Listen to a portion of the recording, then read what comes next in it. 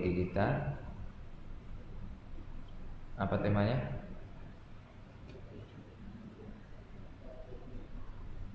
Apa temanya? Antara dua pilihan. Masya Allah. Nah ini berat ini kalau antara dua pilihan ini. Nggak ada lagi pilihan yang lain. Cuma dua pilihannya. Subhanallah. Apa maksudnya? Nah, ini kan kita perlu membedah apa maksudnya. Imam Ali bin Abi Thalib radhiyallahu taala anhu beliau pernah mengatakan an-nasu salasatun manusia itu terbagi menjadi tiga. Siapa yang mengatakan? Ali bin Abi Thalib radhiyallahu taala anhu. Siapa Ali bin Abi Thalib? Siapa? Ada yang tahu enggak? Siapa Ali bin Abi Thalib? Siapa Ali bin Abi Thalib? Sahabat. Ya, sahabat.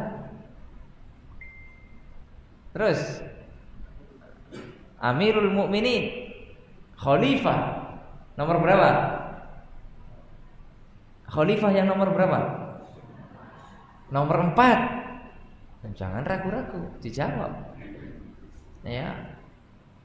Terus ada hubungannya apa Ali bin Abi Thalib dengan Rasulullah SAW? Beliau adalah menantu. Menantunya siapa? Menantunya Rasulullah SAW. Beliau menikah sama siapa? Ali menikah sama siapa? Oh, malah kerasan yang akhwat ini. Gimana ya Ikhwan? Malu-malu ini. Ya. Tidak boleh seperti itu menuntut ilmu ya. Nah, boleh diem-diem. Ya, kata para ulama, ya, orang tidak akan mendapatkan ilmu la yata'allamu al-ilma mustahil wala mustakbir. Orang tidak akan dapat ilmu itu orang yang malu-malu dan orang yang sombong. Penuntut ilmu tidak boleh malu-malu. Kalau ditanya jawab, gitu. Ya. Siapa Ali bin Abi Thalib? Siapa? Sahabat. Nggak jelas. Amirul Mukminin. Ya, hubungannya dengan Nabi Muhammad SAW apa? Beliau adalah menantu. Bukan hanya menantu, beliau apa? Sepupu. Tahu sepupu antum? Ya, jadi bapaknya Nabi sama bapaknya Ali itu apa? Adik kakak. Ya, adik kakak. Kenapa yang mengasuh Nabi Muhammad SAW ketika kakeknya wafat, kenapa kok dikasih pengasuhan itu kepada Abu Thalib? Kenapa? Apa jawabannya? Kan pamannya banyak. Kenapa kok yang dikasih pengasuhan adalah Abu Thalib? Karena Abu Thalib dengan Abdullah, bapaknya Nabi itu Abdullah, ya, adalah saudara kandung seibu dan sebapak. Sekandung, seibu dan sebapak. Adapun yang lain hanya sebapak tapi tidak seibu. Nah, ini yang menjadi rahasia. Otomatis kedekatan emosional. Kalau dia itu saudara kandung seibu sebapak, bukan hanya kadang sebapak aja. Nah, ini lebih erat secara kedekatan emosional. Nah, itulah rahasianya kenapa Abu Thalib yang kemudian merawat Rasulullah SAW tatkala kakeknya meninggal dunia. Siapa kakeknya Nabi? Siapa kakeknya Nabi? Abdul Muthalib. Ya. Baik. Ali bin Abi Thalib pernah mengatakan, ya, sebagaimana sudah kita sebutkan tadi, an-nasu salasatun. Manusia itu terbagi menjadi tiga. Ya. Nah, inilah yang kemudian menjadi tema kita pada pagi hari ini. Ya. Yang pertama, fa'alimun rabbani. Manusia yang pertama itu alim rabbani, orang alim, orang yang berilmu. Ya. Dan untuk mencapai derajat alim, ini susah. Ya, bisa tapi ya berat, perjuangannya ya luar biasa. Kemudian yang kedua, wa muta'allimun ala sabilin najah, orang yang belajar pengen keselamatan. Jadi kita orang yang belajar tapi pengen selamat. Nah, itu pilihan yang kedua. Makanya judul kita apa? Antara dua pilihan saja. Tidak boleh pilihan yang ketiga, nggak boleh. Kita ini hidup di dunia dua saja. Kalau nggak jadi alim, jadilah pembelajar, orang yang belajar. Karena kalau jadi alim susah, harus hafal Quran, harus paham tafsir, hafal hadis, paham hadis, gitu ya, paham usul fikih. Nah, itu kalau alim tuh. Tapi kalau pembelajar, ya terus belajar. Ya. Karena yang namanya menuntut ilmu nggak ada batasnya. Kalau jenjang ilmu ada, jenjang belajar itu ada. Ya, kalau dalam bahasa Arabnya sulam ta'limi namanya. Nah, itu jenjang pendidikan. Ya, tapi kalau thalabul ilmi, itu tidak ada. Terus, ya. Makanya hanya antara dua pilihan. Oleh karena tidak boleh kita memilih pilihan yang ketiga. Apa yang ketiga kata Imam Ali bin Abi Thalib? Wal baqi, adapun yang ketiga, hamajun ri'aun atba kullina ikin. Orang bodoh jadi orang bodoh, orang bingung yang tidak punya prinsip, akhirnya kemana angin itu bertiup ikut ya. Ada apa yang viral ikut ya. Nah, punya prinsip, tidak punya pegangan. Nah, itu orang yang ketiga. Dan kita tidak boleh menjadi orang yang ketiga ini. Ya, minimal antara dua saja. Kalau tidak alim ya muta'alim, udah itu aja. Nah, itulah yang menjadi judul pengajian. Ya. Oleh karenanya ma'asyiral muslimin rahimani wa rahimakumullah, akan tetapi ya, menjadi muta'alim, itu juga bukan hal yang mudah juga gitu. Tapi minimal bisa kita lakukan. Kita terus belajar seperti sekarang. Kalau anak-anak muda yang mondok pesantren, kalau bapak-bapak ya ikut taklim rutin. Kalau ada kajian datang, ya. Nah, itu muta'alim tuh. Ya. Diprogramkan memang saya ngaji apa, harus tahu. Ya. Mungkin saya setiap bulan ada ngaji kitab ini, ngaji kitab itu, ya. Oleh karenanya ma'asyiral muslimin rahimani wa rahimakumullah, itulah yang kemudian harus kita ketahui. Dan menjadi penuntut ilmu itu adalah pilihan yang tepat. Ya. Dan kita akan diangkat derajatnya oleh Allah. Ya, orang-orang yang berilmu itu akan diangkat derajatnya oleh Allah. Pada zaman Imam Syafi'i, pernah dengar nggak antum orang kaya pada zaman Imam Syafi'i? Siapa namanya? Pernah dengar nggak orang kaya pada zaman Imam Syafi'i? Atau raja ya, raja pada zaman Imam Syafi'i? Hampir kita mungkin nggak pernah dengar.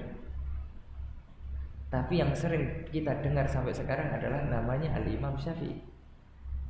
Apakah Imam Syafi'i itu punya kekuasaan sehingga namanya disebut-sebut sampai sekarang? Apakah Imam Syafi'i itu termasuk orang kaya? Ya, yang kemudian namanya disebut-sebut karena kekayaannya? Ternyata tidak.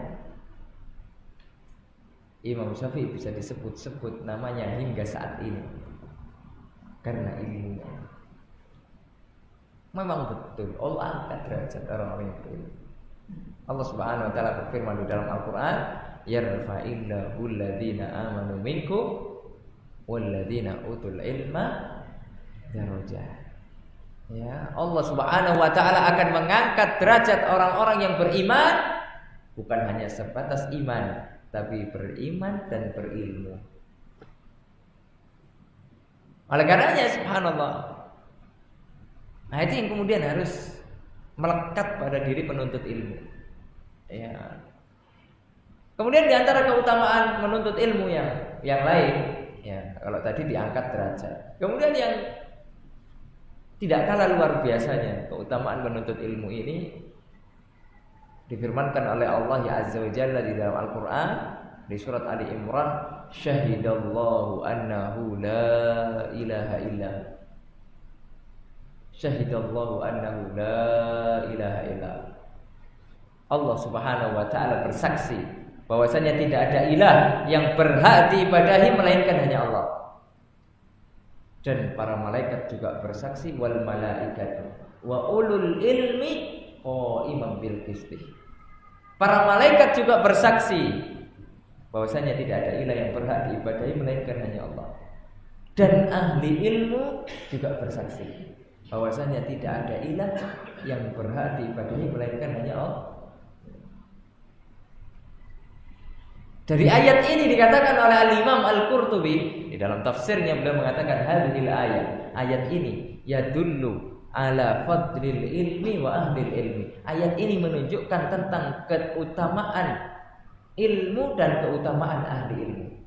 Al-Imam Ibnul Qayyim juga menyebutkan di dalam Miftah dari Sa'adah, beliau mengatakan hadhil ayat yadullu ala fadlil ilmi wa ahlihi. Ayat ini menunjukkan tentang keutamaan ilmu dan ahli ilmu.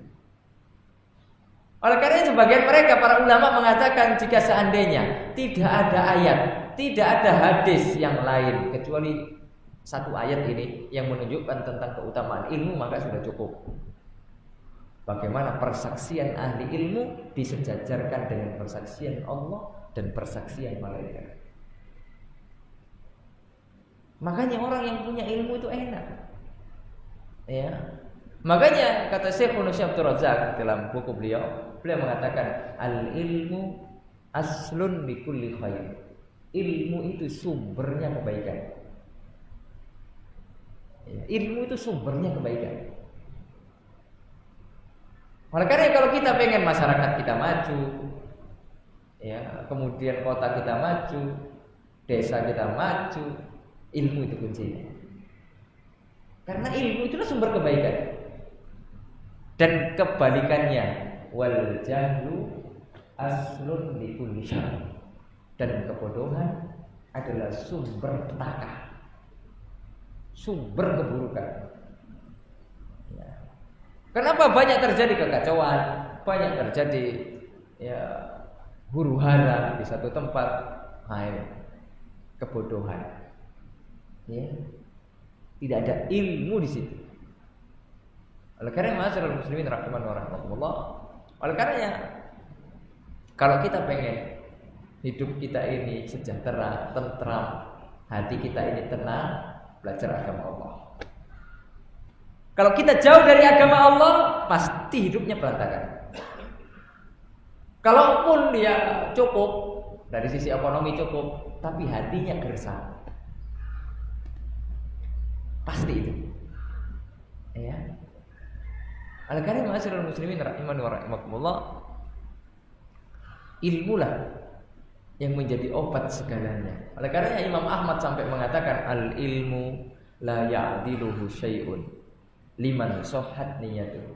Menuntut ilmu agama, belajar ilmu agama itu tidak ada tandingannya. Pahalanya besar di sisi Allah Subhanahu wa taala. Asalkan apa? Niatnya benar karena Allah Subhanahu wa taala. Ya, niatnya benar karena Allah Subhanahu wa taala. Oleh karena ma'asyiral muslimin rahimani wa rahimakumullah. Nah, ini yang menunjukkan tentang keutamaan ilmu. Dan di antara keutamaan yang lain dari keutamaan ilmu yaitu kita bisa mudah masuk dalam surga Allah ya azza wajalla. Ya, kita ketahui bersama bahwasanya masuk surga itu butuh perjuangan. Masuk surga itu tidak mudah. Tapi dengan menuntut ilmu, jalan untuk masuk ke dalam surga Allah itu mudah. Kenapa? Karena kita jadi tahu mana yang halal, mana yang haram. Kita jadi tahu mana ibadah ini yang sesuai sunnah, ini ibadah yang tidak sesuai sunnah. Ya, ini yang sunnah, ini yang tidak sunnah. Jadi tahu. Ya. Oleh karenanya Allah Subhanahu wa taala mengatakan di dalam Al-Qur'an, faman kana yarju liqa'a rabbih falyamal amalan shalihan. Ya, falyamal amalan shalihan. Tidaklah suatu amal itu dikatakan amal soleh kecuali jika diamalkan dengan ilmu. Kecuali jika diamalkan dengan ilmu. Oleh karenanya syarat diterimanya amal itu adalah apa? Ikhlas dan ilmu. Ilmu itu adalah mengikuti petunjuk Rasulullah SAW. Nah, itu ilmu. Ya. Ketika amalan yang kita lakukan tidak dibangun di atas ilmu, maka amalan kita ditolak, tidak akan diterima oleh Allah. Oleh karenanya sampai-sampai Al-Imam Ibnu Ruslan beliau mengatakan, wa kullu man bi ghairi ilmin ya'malu a'maluhu mardudatun la tuqbal. Setiap orang yang beramal tanpa ilmu, maka amalannya ditolak, tidak akan diterima oleh Allah Azza wa Jalla. Dan ini selaras dengan sabda Rasulullah SAW yang diriwayatkan oleh Bunda Aisyah radhiyallahu taala anha, man amila amalan laisa alaihi amruna fahuwa raddun. Barang siapa yang beramal yang tidak ada ajaran dari kami tidak mengajarkan, dan itu bukan bagian dari agama, tapi kita buat-buat sendiri, maka amalannya ditolak, tidak akan diterima oleh Allah. Ya. Nah, dari situlah kenapa ilmu itu bisa memudahkan jalan seseorang menuju surga. Karena dia tahu, ya, bahwasanya amalan itu adalah amalan yang dianjurkan di dalam Islam, yang sesuai sunnah, kemudian baru diamalkan, sehingga amalannya tidak sia-sia. Ya. Akan tetapi jika kita semangat beramal, ya, akan tetapi tidak dilandasi dengan ilmu, hanya modal nekat, modal semangat, nah ini akan menjadi bumerang bagi kita. Minimal apa? Amalan yang kita lakukan, yang kita perjuangkan sia-sia, capek, hanya dapat capek, tidak dapat pahala. Nah ini kan rugi besar. Ya. Oleh karena ma'asyiral muslimin rahimani wa rahimakumullah. Lalu kemudian di antara keutamaan ilmu adalah bahwasanya ilmu ini adalah warisannya anbiya. Dan para anbiya itu tidak pernah mewariskan dinar, tidak pernah mewariskan dirham, tidak pernah. Tidak ada ceritanya Nabi mewariskan ke umatnya itu harta. Karena Nabi tahu betul, ya, dan ini sudah sunnatullah, bahwasanya manusia itu kecintaan terhadap harta luar biasa. Hubbud dunya. Jadi manusia itu disifati hubbud dunya. Secara hukum asal begitu, manusia itu cinta harta. Percaya atau tidak? Percaya atau tidak? Manusia itu cinta harta. Percaya atau tidak? Ya harus percaya. Ya, yang katakan bukan saya, tapi Allah. Di dalam Al-Quran Allah mengatakan, wa tuhibbunal mala hubban. Manusia itu cinta dunia dengan kecintaan yang dahsyat sekali. Dalam ayat yang lain Allah juga mengatakan, wa innahu lihubbil khairi la syadid. Manusia itu suka dengan harta, dengan kesukaan yang luar biasa. Oleh karenanya Nabi Muhammad SAW mengatakan di dalam sebuah hadis, inna likulli ummatin fitnah. Setiap umat ada ujiannya, setiap umat ada fitnahnya. Wa fitnatu ummati al-mal, dan ujian umatku adalah ujian harta. Oleh karenanya Allah Subhanahu wa taala memberikan takdir di dunia ini Enggak semua orang kaya. Mudah nggak kira-kira jika seandainya Allah buat manusia di bumi ini, muka bumi ini kaya semua? Mudah nggak bagi Allah? Mudah atau tidak? Ya sangat mudah. Ya, Allah maha kaya, Allah maha segala-galanya. Apa yang tak mungkin bagi Allah? Tapi kenapa Allah bagi-bagi manusia itu ada yang kaya, ada yang tidak kaya? Karena Allah tahu. Karena manusia itu kalau kaya itu melampaui batas. Kalau dibentangkan kepada mereka itu melampaui batas. Apa kata Allah dalam Al-Quran? Kalla innal insana la yatgha. Sekali-kali tidak, manusia itu selalu melampaui batas. Termasuk di dalam urusan hartanya. Melampaui batas. Kadang nggak siap kita jadi orang kaya. Entah kemana-mana harta itu dipakai. Bukan untuk di jalan Allah. Kalau kaya digunakan untuk di jalan Allah, itu top itu. Itu yang disabdakan oleh Rasulullah SAW. Ni'mal mal as-salih li rajulin salih. Sebaik-baik harta itu adalah untuk orang-orang yang soleh. Ketika harta banyak tapi di tangan orang-orang yang tidak soleh, jadi musibah. Akhirnya apa yang terjadi?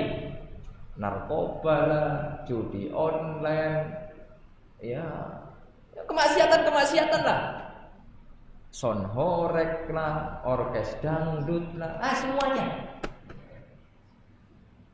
Ya, itu ketika harta kemudian dipegang oleh orang-orang yang tidak soleh, itu musibah. Tapi ketika dipegang orang yang tepat, mantap itu. Membantu dakwah, bangun masjid, bangun pondok pesantren, membantu dakwah, luar biasa. Ya. Tapi kan untuk bisa sampai derajat ke sana kan butuh ilmu. Ya, butuh ilmu. Bisa paham bahwasanya hartanya itu bisa bermanfaat nanti setelah dia mati, kan butuh ilmu. Ya. Oleh karenanya alhamdulillah Nabi itu tidak pernah mewariskan apa kepada kita harta. Kenapa? Karena kalau diwariskan kepada umat ini harta, rebutan. Ya atau tidak? Rebutan. Misalnya Nabi mewariskan ke umat Islam satu emas, satu gunung Uhud berupa emas. Nah, itu gimana itu? Ya. Kira-kira rebutan nggak? Itu kita sudah jauh dari Nabi ya, jaraknya 1400 tahun yang lalu. Ya, itu kira-kira kita dapat atau tidak? Kalau seandainya ya, diwariskan nih satu gunung nih emas, pokoknya buat umat Islam tak wariskan. Nah, misalnya Nabi begitu, misalnya aja. Itu kira-kira masih ada nggak emasnya? Atau kita dapat atau nggak dapat? Kita dapat atau enggak? Nggak mungkin dapat. Nggak mungkin. Karena manusia itu punya sifat tomat terhadap harta. Tamak. Ya. Cenderung serakah manusia itu terhadap harta. Oleh karena Rasulullah SAW mengatakan jika seandainya seorang manusia itu punya satu lembah emas, pasti dia pengen lembah yang kedua. Ya atau tidak? Pasti pengen lagi lembah yang ketiga. Pengen lagi. Sampai kapan kepengen itu? Sampai mulutnya disumpel dengan tanah. Sampai mati. Ya. Nah itu yang kemudian ya, terjadi. Ya, bahkan ya bukan rahasia umum lagi gitu. Bukan rahasia khusus, sudah rahasia umum. Banyak orang yang akhirnya bunuh-bunuhan hanya untuk merebutkan apa? Warisan, merebutkan lahan, merebut ya berkaitan dengan apa? Harta. Betapa banyak akhirnya rusak dakwah itu. Apa yang diperebutkan? Dunia. Ya. Antar sesama ustaz Kan lagi beda pendapat tapi sudah menyangkut beda pendapatan. Nah, itu kan jadi musibah lagi. Itu jadi kacau lagi. Ya memang betul-betul luar biasa kita. Dahsyat sekali. Alhamdulillahnya Nabi tidak mewariskan harta kepada umatnya, tapi yang diwariskan apa? Nah, cuma manusia itu kita ketika dikatakan ini ilmu nih warisannya berupa ilmu, karena ilmu ini kan nggak nampak, bukan sesuatu yang nampak. Akhirnya orang nggak berebut untuk mengambil ilmu ini. Tidak ada orang berebut mengambil ilmu ini, kecuali sedikit dari miliaran orang umat ini. Sedikit orang yang berebut mengambil ilmu ini. Ya. Tapi kalau urusan dunia, orang kita. Saya kasih contoh. Kalau seandainya di masjid ini, ya, di masjid Abu Bakar ini, ya, namanya Abu Bakar. Setiap sholat jamaah itu satu jamaah dikasih uang 100.000. Satu kali jamaah. Berarti kali 5 kali berapa? 500.000. Kalau sebulan, 15 juta. Kira-kira masjidnya ramai atau sepi? Ramai atau sepi? Bisa dipastikan? Pasti ya. Bahkan mungkin ini akan dibongkar masjid ini, bikin yang lebih besar. Iya, manusia masih orientasinya apa? Harta yang nampak. Sedangkan Rasulullah janjikan bagi orang yang sholat berjamaah itu dapat berapa pahala? Berapa pahalanya orang yang sholat berjamaah? 27. Yang dijanjikan sama Rasulullah cuma pahala. Karena pahala itu tidak nampak. Banyak nggak orang datang? Banyak atau tidak? Nggak banyak. Bahkan kalau di kampung-kampung itu cuma kesebelasan. Ya, imam agak maju sedikit, makmum. Nah itu kesebelasan. Ya. Kadang ada cuma satu dia, single dia. Diborong semuanya. Dia buka masjid, dia yang azan, dia yang qomat, dia pula yang imam. Nanti kalau sholat jahar, nah itu yang muskilah. Ya takut yang ada yang mengaminkan di belakang. Akhirnya dia mundur, dia yang mengaminkan, maju lagi. Makmum juga sekaligus itu. Ya. Habis itu dia pula yang kunci masjidnya. Single parent deh. Nah itu yang terbukti. Ini gambaran kecil ya, bahwasanya orientasi manusia itu masih dunia, harta. Ya, dicobalah ya kalau ada dana besar itu di masjid itu dikasih lah. Nggak usah 100.000, taruhlah 50.000 lah. Itu pasti full masjidnya, pasti. Bahkan orang riset dari kerja 15 juta sebulan. Gaji kita berapa? UMR berapa? Ngapain lagi kerja? Bikin tenda di masjid. Itikaf. Iya kan? Kan gitu. Manusia kan orang itu-hitungannya gitu. Sedangkan kalau pahala kan nggak nampak dia. Ya pahala, cuma pahala. Nah itulah yang membedakan orang paham terhadap pahala dan yang enggak. Itu kan ilmu. Emas ya, kita punya emas. Tapi kita taruh emas itu di kandang ayam. Rebutan ke ayam. Emas, kita punya emas 1 kilo. Kita taruh di kandang ayam. Rebutan ke ayam. Kenapa ayam tidak rebutan? Karena ayam tidak tahu harganya emas. Coba bawa ke masjid ini, ya rebutan kita. Subhanallah. Lihat. Ya. Oleh karena masyarakat muslimin rahimahullah, kadang ada orang belum tahu bahwasanya sesuatu itu berharga karena ilmunya belum nyampe. Ya sama kayak ayam tadi, ilmunya belum nyampe kalau emas itu berharga. Ya nggak tahu sampai kapan ilmu ayam itu nyampe. Ya, bahwasanya emas itu berharga, ya nggak tahu. Siapa tahu nanti ada sekolah ayam, ya biar dia paham kalau emas itu mahal. Ya.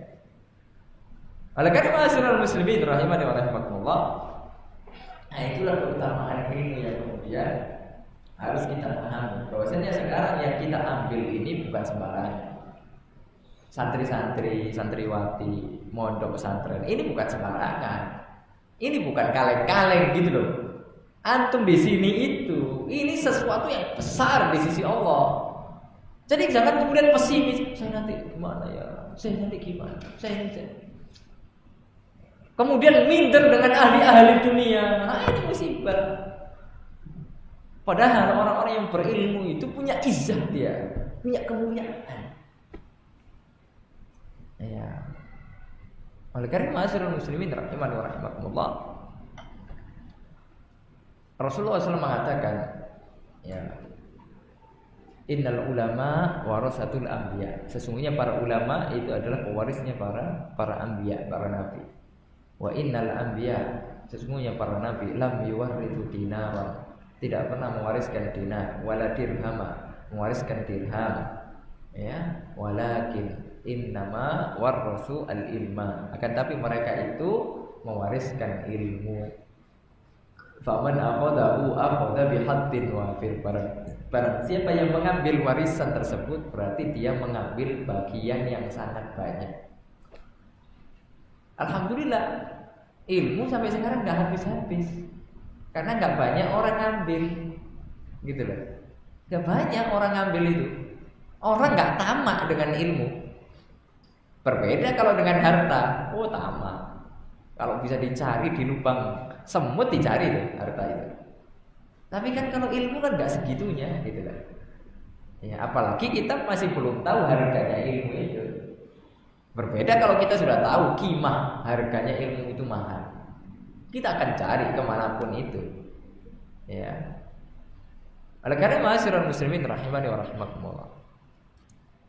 Lalu kemudian, ya itu poin yang pertama, itu pembahasan yang pertama yang kita sampaikan, bagaimana ilmu itu adalah sesuatu yang utama, ya utama, sehingga keutamaannya itu sudah kita sebutkan, mengangkat derajat persaksiannya, kita disejajarkan dengan persaksian Allah dan Rasulnya, memudahkan jalan kita menuju surga, ya. Kemudian ilmu itu adalah warisannya anbiya, ya. Dan masih banyak lagi disebutkan oleh Al-Imam Ibnul Qayyim, ada 153 keutamaan menuntut ilmu, ya, di kitab Miftah Daris Sa'adah, ya 153. Kalau bisa santri, ya sebelum tamat pondok sudah membaca 153 keutamaan menuntut ilmu. Sehingga apa? Semangat untuk belajar. Karena kita ini kadang santri ini butuh motivasi. Di antara motivasi terbaik, kitab itulah Miftah Daris Sa'adah. Ya, atau dibacakan sama ustadznya setiap hari satu gitu ya. Ya nanti selesai diulang lagi sehingga terus teringat bahwasanya saya duduk di tempat ini adalah merupakan keutamaan, gitu kan. Ya, terkadang orang itu kan, ya wallah alam kalau di sini ya, kalau di tempat saya itu di Jawa sana, orang itu mondok itu adalah buangan. Ya, orang mondok itu orang-orang buangan. Jadi pondok itu opsi terakhir. Makanya dulu waktu zaman kita masih kecil, kamu kalau nakal tak pondokin. Seolah-olah pondok itu tempat orang nakal. Nah ini kan mindset yang salah. Ya. Kalau anaknya nggak bisa diatur lagi, baru masukkan pondok. Ya. Sehingga pondok bukan tempat untuk kita mengasuh, tapi memperbaiki, jadi bengkel pondok kita ini. Ya. Akhirnya berat lagi. Yang mana kita ini harus menyiapkan generasi yang alim, robbani. Akhirnya terhambat karena itu. Ya, karena yang masuk pondok kita ya buangan itu tadi, gitu loh. Ya. Karena mindset orang itu duduk menuntut ilmu itu nggak mulia. Karena itu tadi nggak tahu ilmunya. Ya, padahal ilmu kemuliaannya luar biasa. Ya. Ini menjadi investasi akhirat bagi orang tua. Ya.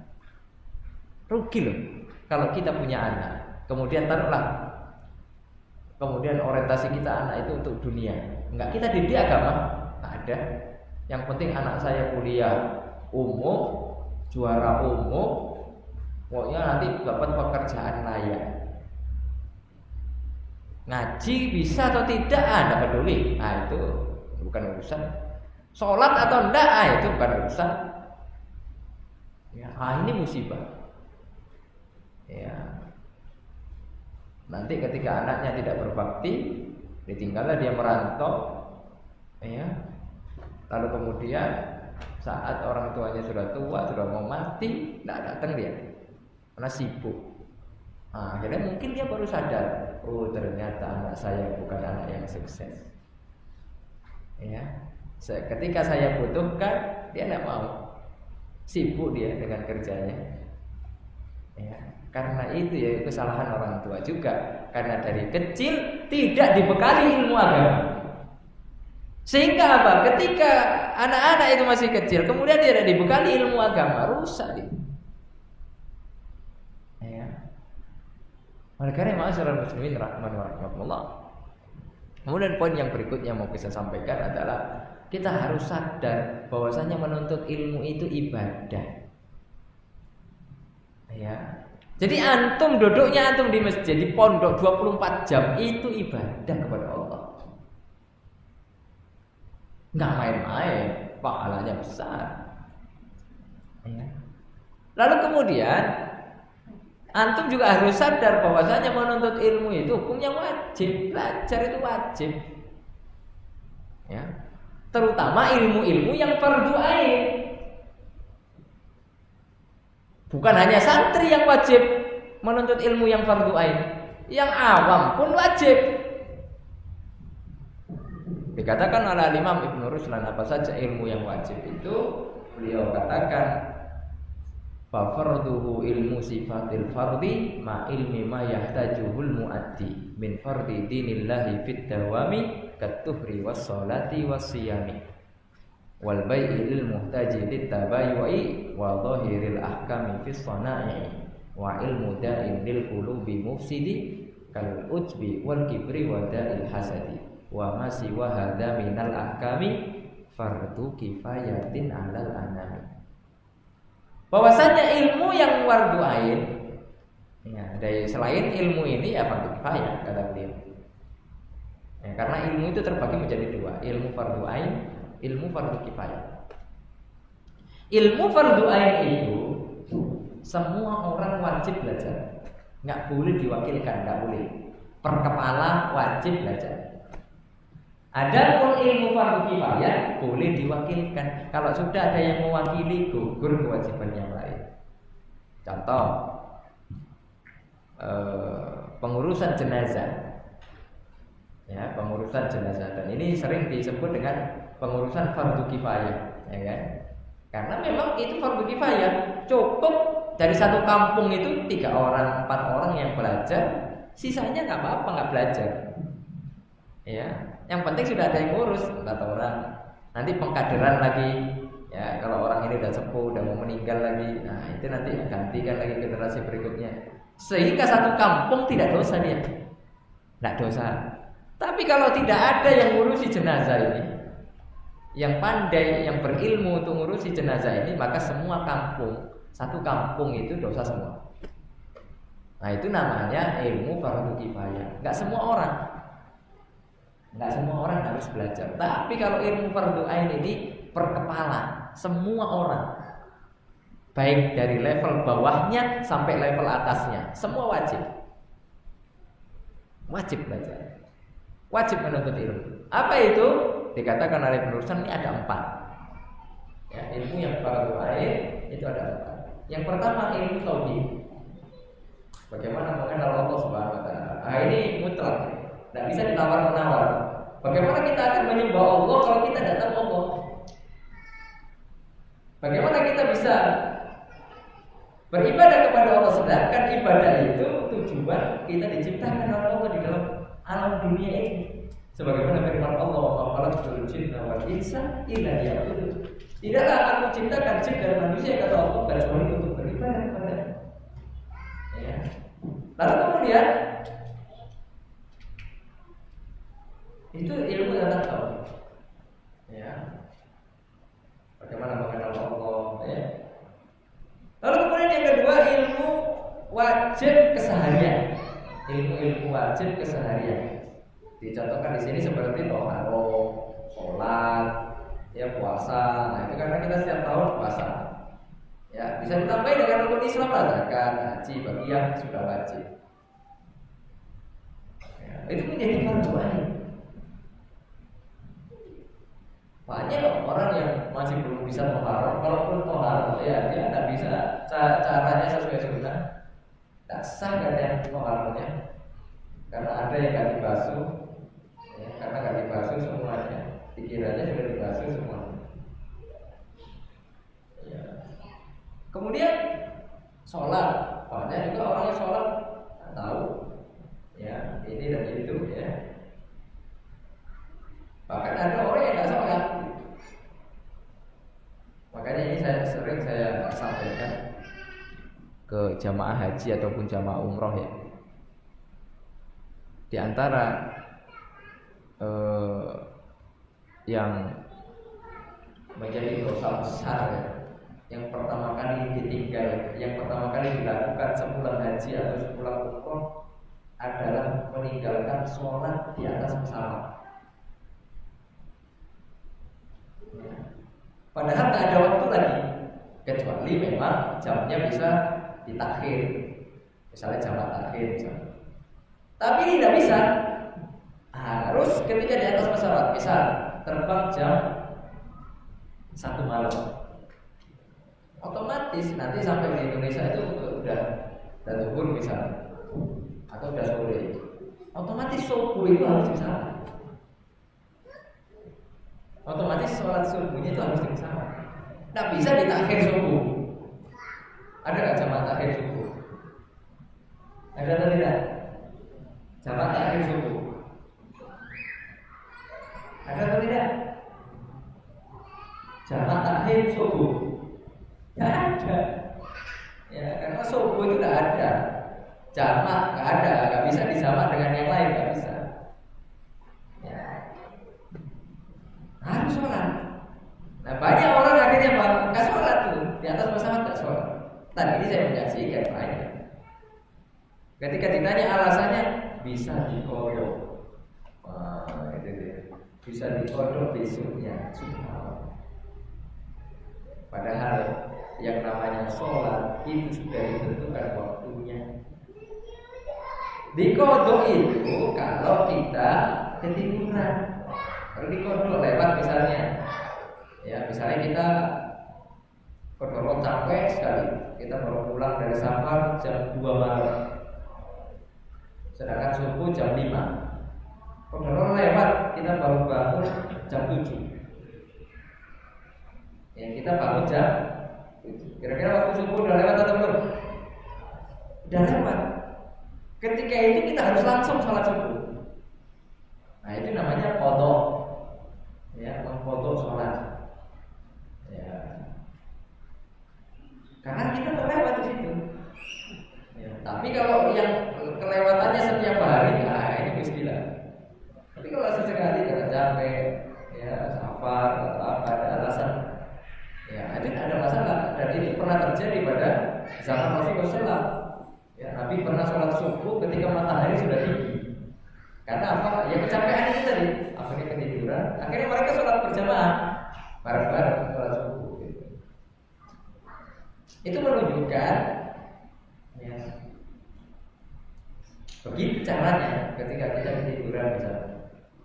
Tapi ketika nggak ada ketiduran, kita tahu waktu, kita terjaga, nggak bisa. Kemudian kita nggak sholat, gitu loh. Nah, harus sholat. Nggak bisa berdiri, nggak apa-apa dengan duduk. Mungkin pas waktunya waktunya berdiri, kalau bisa berdiri berdiri.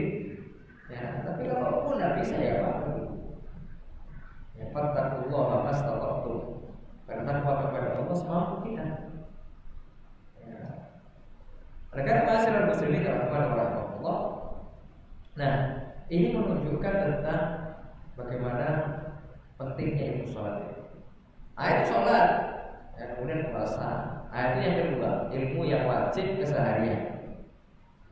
Kemudian yang ketiga, di antara ilmu yang fardhu ain yang harus dipelajari adalah ilmu tentang jual beli dasar. Ya, kadang kita ini hidup di dunia tidak lepas dari jual. Kalau enggak kita jual, pasti kita. Kalau enggak kita yang menjual, kita beli pasti. Enggak ada yang enggak, kecuali kita hidup di hutan sendirian.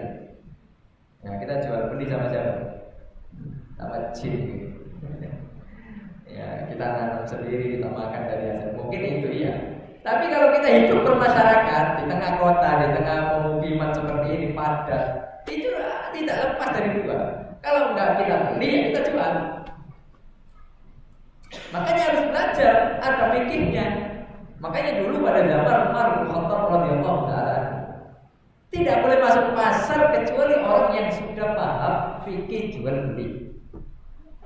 Nah sekarang orang-orang yang di pasar kira-kira yang paham fikih atau tidak? Makanya sekarang orang-orang di pasar bukan orang-orang yang paham fikih. Akhirnya apa? Hilang keberkahan itu.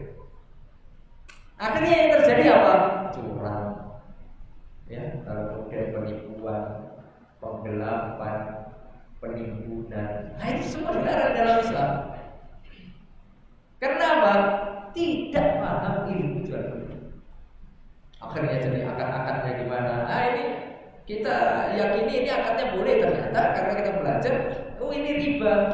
Wah ini tak boleh. Ya, misalnya pinjam duit, kok ada tambahan? Nah ini riba. Oh nggak apa-apa kan sama-sama ridho. Nah ini tak boleh walaupun sama-sama ridho. Ya, apakah zina boleh kalau sama-sama ridho? Tidak boleh juga. Ya, misalnya saya lagi butuh uang 1 juta. Alhamdulillah aku punya uang gitu. Punya uang agak lebih lah. Ada uang itu saya minjem. Ya, minjem 1 juta. Terus aku memberikan syarat nanti bayar bulan depan 1.500.000 ya. 1.500.000. Padahal kita minjemnya berapa? 1 juta. Karena saya butuh, ya sudah daripada tidak ada yang lagi butuh nih misalnya anak sakit, ya butuh obat gitu segala macam. Intinya butuh mendesak. Karena tidak ada pilihan lain, ya udah saya ambil. Ya. Nah itu kan banyak terjadi di masyarakat tuh. Ya, banyak sekali. Ya, di atas namakan koperasi lah, di atas namakan ini dan itu segala macam. Ya, terkadang akad-akad itu tidak dipahami sama masyarakat dan itulah hilang keberkahan. Hilang keberkahan. Akhirnya apa? Pasti hancur, pasti binasa. Ya, itu contoh-contoh saja. Lalu kemudian yang keempat, yang ilmu yang wajib, termasuk ya yang tadi itu, yang ketiga itu juga muamalah, bukan hanya sekedar muamalah jual beli saja terbatas itu, tapi juga ada muamalah misalnya sama suami istri. Ya, nah itu juga wajib dipelajari. Karena kita nggak tahu hak istri apa, hak suami apa, gitu ya. Bagaimana nafkah, bagaimana ini, bagaimana itu. Nah, kita akan belajar. Sehingga kawin ya kawin aja. Ya. Tidak ada pernah belajar fikih pernikahan itu tidak pernah. Sedangkan santri-santri belajar terus fikih pernikahan dan kawin-kawin. Ya. Itu kan kebalik. Ya orang ini cepat kawin tapi tidak pernah belajar fikih pernikahan. Ini kan banyak musibah. Akhirnya pernikahannya tidak dilandasi dengan ilmu. Yang ada ya ribut terus. Ya, ribut terus akhirnya berakhir. Terkadang kita orang tua sibuk. Ya, ketika anak sudah pengen nikah, itu kita sibuk. Yang kita sibukkan apa? Bagaimana acaranya? Itu yang kita sibukkan. Padahal acara itu mudah.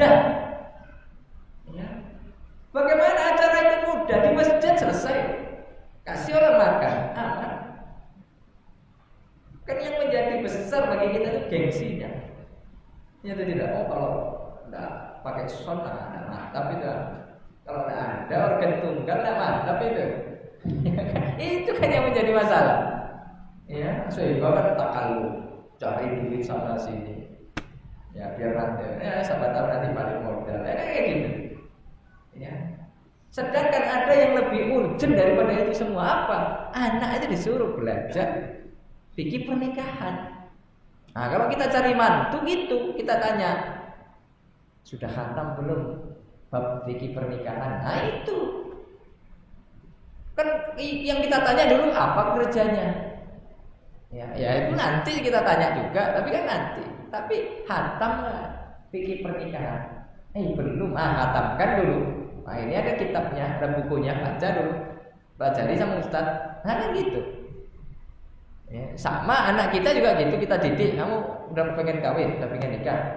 Ya, oh iya bang. Belajar dulu nih fikih pernikahan. Ya, sehingga apa? Harmonis. Ya, maksudnya rumah tangganya dibangun di atas ilmu. Kalaupun ribut, ya ributnya di atas ilmu. Ya, jadi seperti itu. Ya, bukan berarti kemudian ketika kita sudah belajar fikih pernikahan, habis itu keluarga kita tidak pernah ribut, mustahil, tidak mungkin.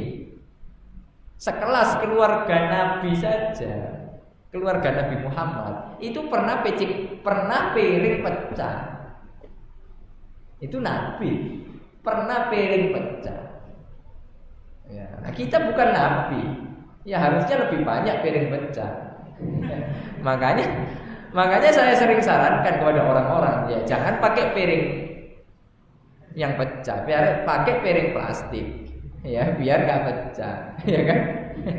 Ya kalaupun dibanting nggak pecah, dia bisa pakai lagi, ya. Tapi itulah keluarga ideal, itu bukan berarti keluarga yang tanpa cekcok, bukan itu. Ya, itu keluarga malaikat itu kalau kayak gitu.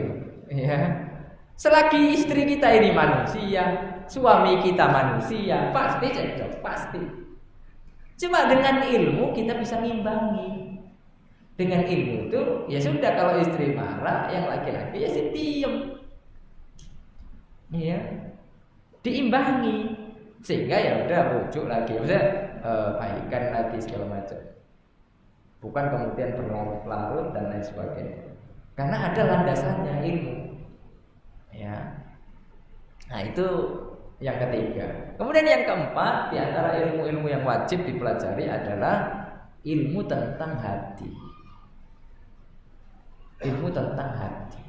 Ya betapa banyak ya penyakit-penyakit hati yang sudah menimpa kita dan kita nggak sadar.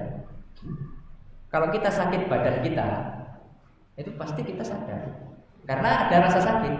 Misalnya sekarang kalau udah sepuh-sepuh nih ya asam urat, ya naik, asam uratnya naik, pasti nanti kesemutan, nanti cenut-cenut, ya.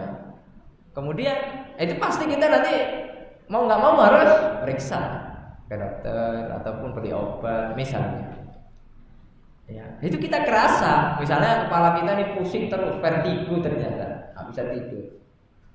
Nah, kita ke dokter periksa. Misalnya dada kita kok sakit, lambung kita kok sakit, gitu kan? Nah, kita kan periksa. Nah, yang menjadi masalah sekarang penyakit hati ini kita nggak kerasa. Belum ada. Ya, belum ada scan hati itu belum ada. Scan penyakit hati, nah itu belum ada. Ya, oh kamu hasadnya 40%. Nah, kamu sombongnya 50%. Belum ada. Ya. Nggak ada rumah sakit yang bisa seperti itu. Makanya tidak terdeteksi. Sehingga kadang kita nggak sadar bahwasanya kita ini punya penyakit hati. Ya.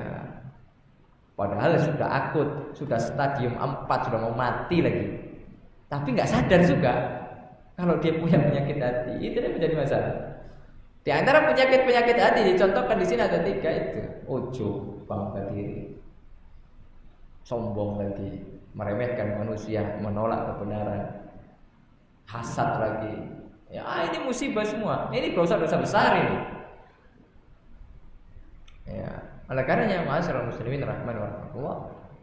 Kemudian ya selain dari ilmu-ilmu yang sudah kita sebutkan di atas ya hukumnya fardu kifayah. Nah, santri ya harus belajar yang fardu kifayah. Ya, karena itulah spesialisnya. Nah, itulah unggulnya santri daripada awam. Ya, dia harus lebih paham agama daripada awam. Nah, jadi mungkin dua hal itu yang kemudian harus kita pahami ya dari pengajian kita pada sore hari atau siang hari ini. Semoga yang sedikit ini bermanfaat. Semoga Allah Subhanahu wa taala meridhoi langkah kita. Semoga Allah Subhanahu wa taala menjadikan kita orang-orang yang saleh, orang-orang yang takut kepada Allah Subhanahu wa taala, sehingga ilmu yang kita miliki membuahkan rasa takut kita kepada Allah ya Azza wa Jalla. Bukan semakin berilmu tapi semakin sombong, semakin congkak. Ya, tapi semakin berilmu semakin tunduk dia terhadap perintah Allah, semakin terus beribadah kepada Allah Subhanahu wa taala. Ya, mungkin sebelum itu jika ada yang ditanyakan silakan, jika tidak ada kita akhiri.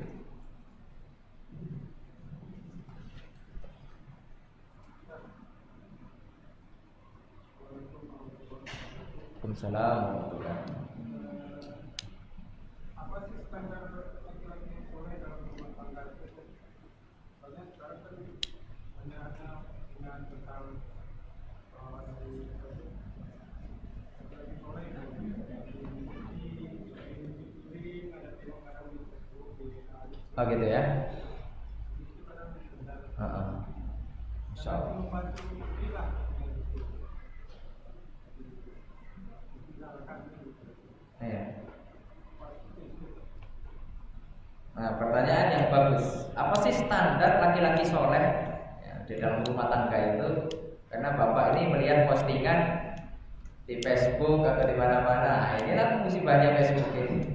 Ya, tak apa postingan ini kan. Kadang berilmu, kadang tidak berilmu. Nah, itu nanti diserahnya sama istrinya. Nah, itulah. Apakah yang rajin mencuci baju, rajin mencuci piring, gitu ya, yang rajin ini dan itu. Yang pertama, ya standar lelaki soleh tentunya dia takut kepada Allah. Itu yang pertama. Tidak dikatakan itu soleh kalau datang sama Allah. Ya. Sehingga ketika dia takut sama Allah, dia rajin kerja untuk menafkahi istri, dia bertanggung jawab atas anak-anaknya, gitu ya. Kemudian dia juga membantu istri, gitu ya. Nah, itu yang paling penting. Kalau rumah tangga tidak dilandasi rasa takut kepada Allah, ya semena-mena. Yang mudah kita tangan, mudah kita mengolok-olok, mudah kita berkata-kata kasar, karena tidak ada rasa takut kepada Allah. Tapi kalau ada rasa takut, ya kita bakal tahan itu semua, walaupun mungkin emosi segala macam. Itu yang pertama.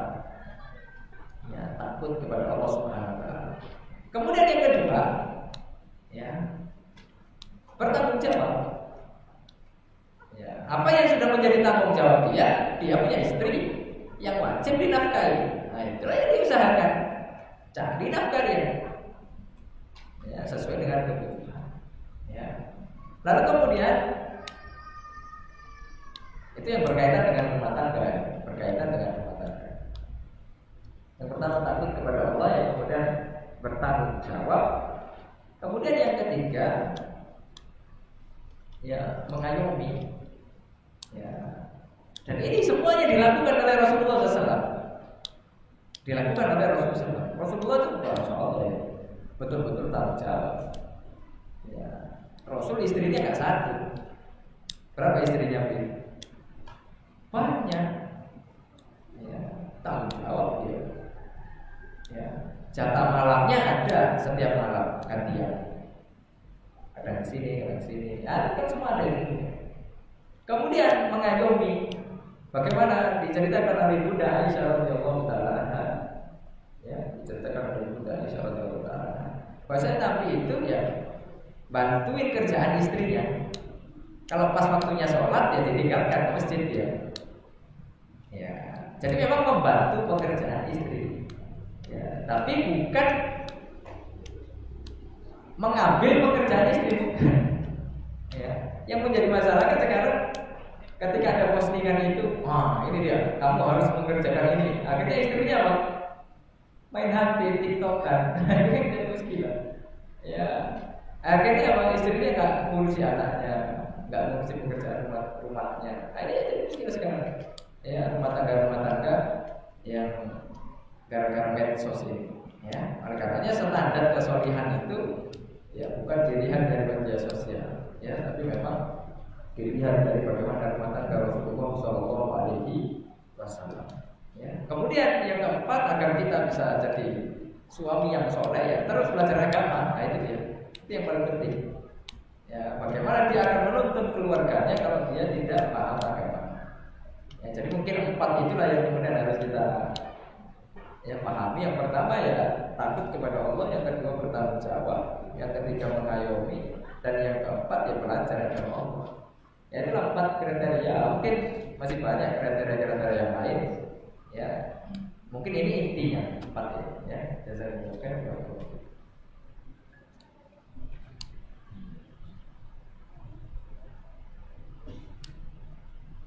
Cukup.